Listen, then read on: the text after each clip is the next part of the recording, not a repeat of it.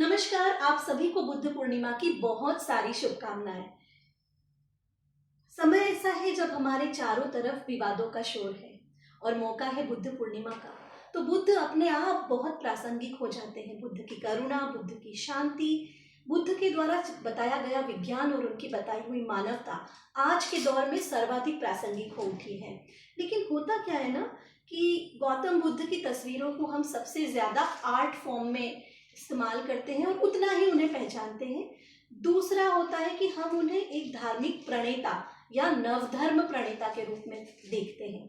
But असल में बुद्ध को समझना, जीवन की उस गहराई को समझना है जिसे समझने के लिए कभी कभी एक जिंदगी भी छोटी पड़ जाती है। तो इस खास मौके पर मैंने आपके लिए ढूंढ निकाली है एक खास किताब का नाम है सहज अभिव्यक्ति।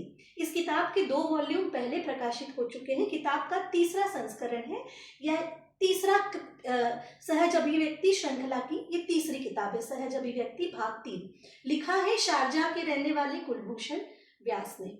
ये किताब उन गहरे मनोभावों के बारे में बात करती है जिन्हें पहचानने में अक्सर खुद इंसान गफलत खा जाता है।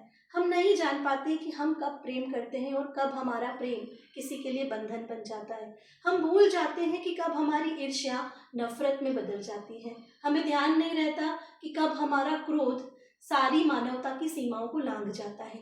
तो इन्हीं सारे छोटे छोटे मनोभावों को खुद समझने और उन्हें अभिव्यक्त करने की बात ये किताब करती है। किताब में बहुत खूबसूरत चैप्टर है, प्रेम पर है, समझदारी पर है, मन पर है, बुद्धि पर है। लेकिन आज बात उस चैप्टर की जिसमें बात होती है बुद्ध पे। सबसे पहले तो ये किताब बौद्ध धर्म के बारे में बात नहीं करती, बुद्ध के बारे में बात करती है। बुद्ध होना क्या होता है उसके बारे में बात करती है। तो बातचीत को खत्म करने से पहले मैं इस किताब का एक अंश आपको पढ़ के सुनाती हूँ।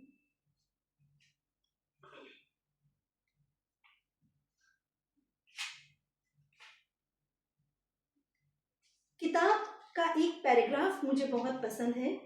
अपने भीतर के बुद्धत्व को जगा लेना और दूसरों को इस दिशा की ओर अग्रसर करते हुए उनके अपने भीतर बुद्धत्व का एहसास करवाकर उन्हें बुद्धत्व प्राप्त करवा देना बुद्ध मार्ग का मूल है। इसलिए बुद्ध मार्ग में इन दोनों बातों का प्रयास साथ साथ होता है।